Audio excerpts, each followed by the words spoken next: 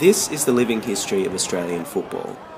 Founded by Greek immigrants in 1957, the Pan-Hellenic Soccer Club, later becoming Sydney Olympic, were once giants of the game in Australia at a time when football was largely seen as an ethnic sport.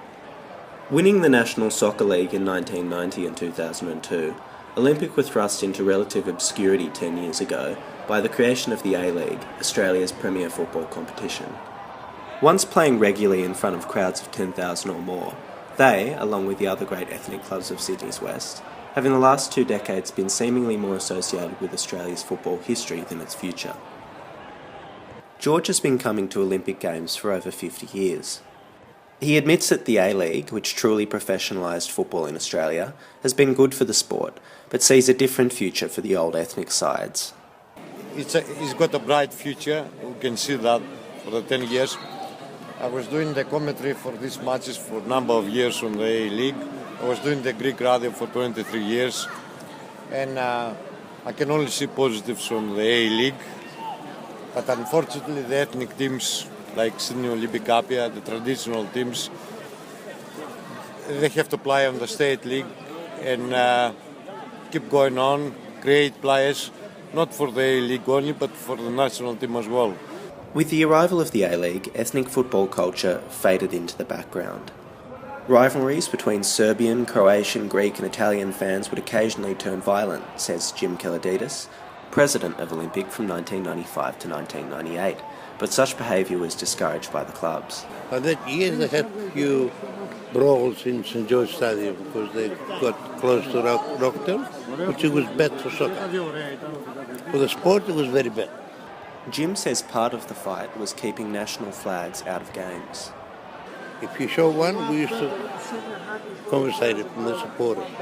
Luili is another foundation member of Pan-Hellenic.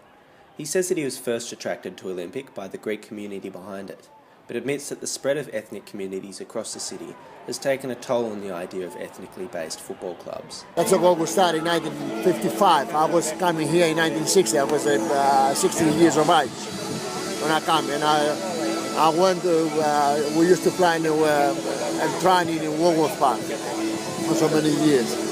And then I was living there, because when we came to Australia, we used to live in Newtown, Grieve, Paddington and everything. Now that's spread, Most of the oldest now, the old people which used to come to Australia, most of them in the Rugut Cemetery.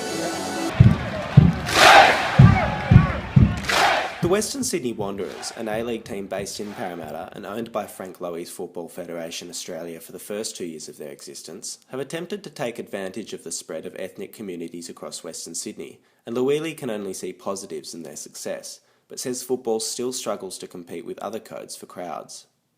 Frank Lowy is a soccer fan, and he spent a lot of money to keep the soccer alive in this country, because we've got more teams, rugby league, rugby union, Australia rules and everything, more supporters, like in Melbourne. I watched a game, when was it, VFL last week was 85,000 people. You can't get it here in soccer, In its 10th year, the A-League is as popular as ever, and this chapter of Australian football seems to be coming to an end. Where will Sydney Olympic be in another 10 years? We're still here, and hopefully we're going to be still here. Max Grieve for Due West Sydney.